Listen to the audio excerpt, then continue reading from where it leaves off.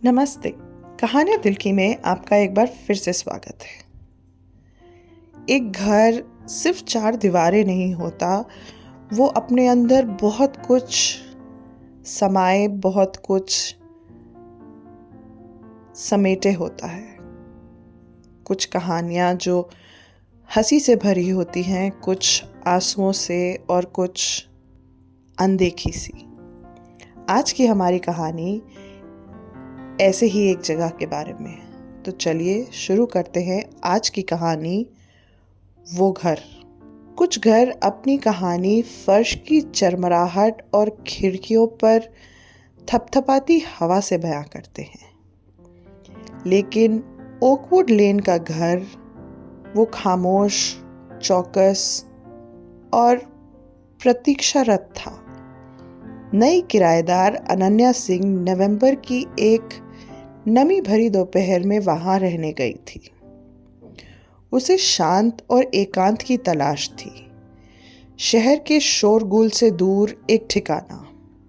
वो पुराना उपनिवेशीय शैली का मकान फीकी ग्रे रंगत का था, जिसकी दीवारों पर चढ़ी बेलें थीं। मकान कई वर्षों से खाली पड़ा था। जब उसने मकान मालिक से इसका कारण पूछा तो उसने सिर्फ कंधे उचकाकर कह दिया, लोग अब नए घर पसंद करते हैं, ये तो बस एक पुराना घर है। पहली रात सामान्य रही। अनन्या ने अपना सामान खोला। खिड़कियों पर बारिश की हल्की फुहार गिर रही थी। उसने एक रैक पर मोमबत्तियां जलाईं। घर में सामान्य से ज़्यादा ठंड थी, पर पुराने घरों में ऐसा ही होता है। उसने खुद को समझाया कि ये नमी इसी वजह से होगी। फिर भी उस शांति में कुछ अजीब सा भारीपन महसूस हुआ, पर उसने इसको नज़रअंदाज कर दिया। कुछ दिन बीते, घर पूरी तरह से शांत रहा। अनन्या घर से ही काम करती थी।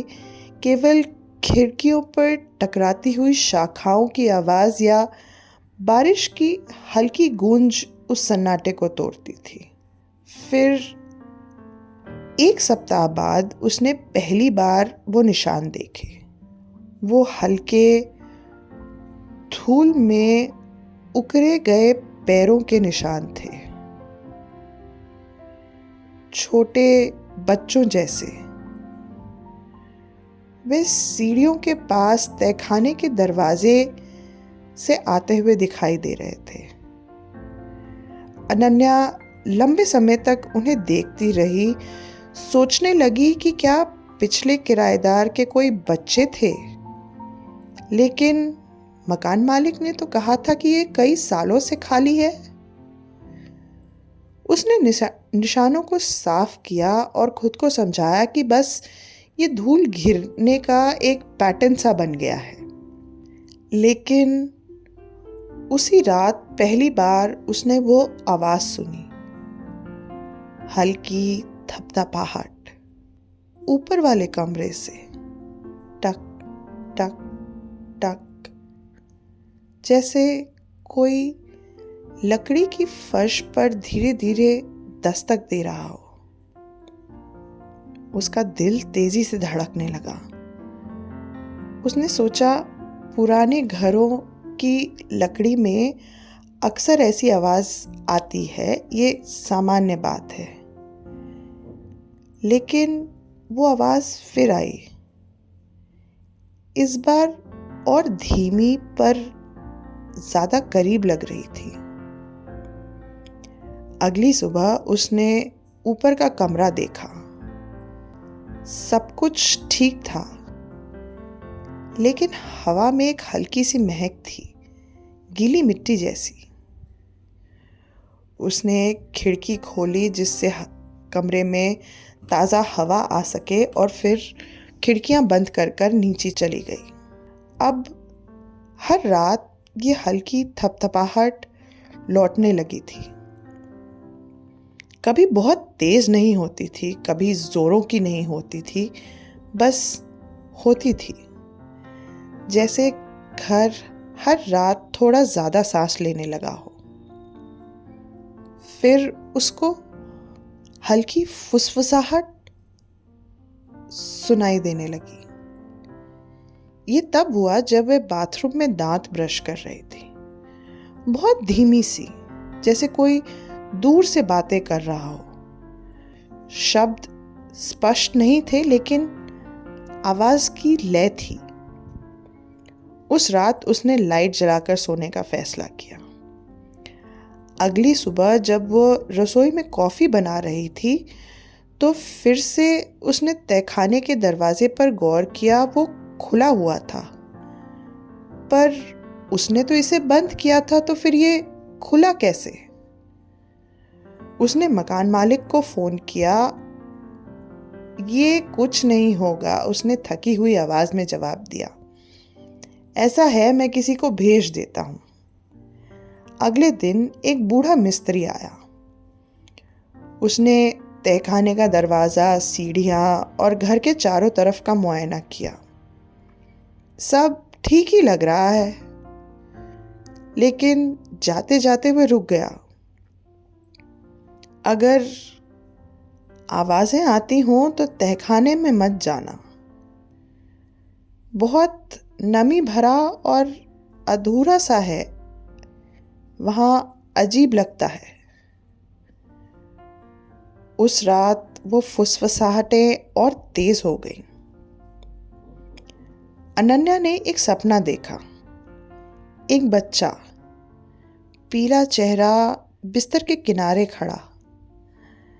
उसका चेहरा छाया में छुपा हुआ था, और जब वो उठी तो उसके कमरे की खिड़की खुली हुई थी और बारिश ने पर्दों को पूरी तरह से भिगो दिया था।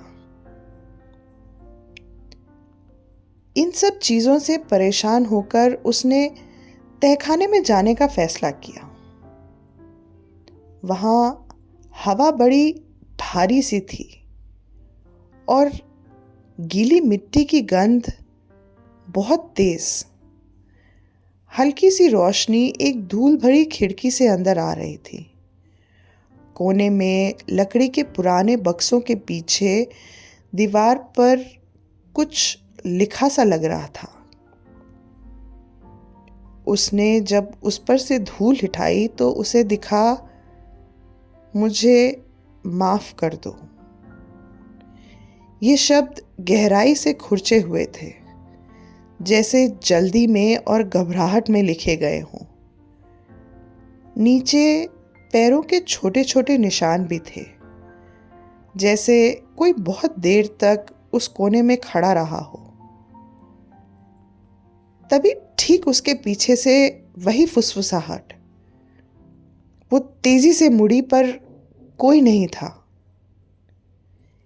लेकिन तहखाने का दरवाजा जो पहले पूरा खुला था, अब धीरे धीरे बंद हो रहा था। वो भागते हुए ऊपर गई और उसने दरवाजे में ताला लगा दिया।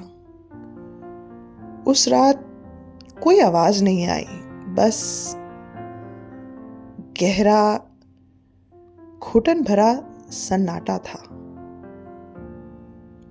सुबह फिर वही निशान। इस बार तहखाने से नहीं, बल्कि उसके बेडरूम के दरवाजे से बाहर को जाते हुए। उसी दिन उसने वो घर छोड़ दिया। जब वो एक हफ्ते बाद अपना सामान लेने लौटी, घर एक बार फिर पूरी तरह से शांत था। लेकिन इस बार जब वे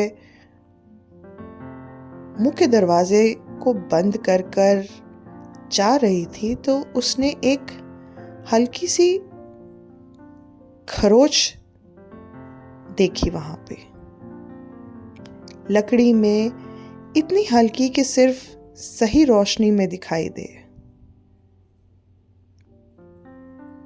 उसने जब उसे पढ़ने की कोशिश की तो वहाँ लिखा था, अभी भी यहाँ हूँ। आशा है आपको हमारी आज की कहानी पसंद आई होगी और आप क्या सोचते हैं इस कहानी के बारे में हमें कमेंट्स में ज़रूर बताइएगा। धन्यवाद।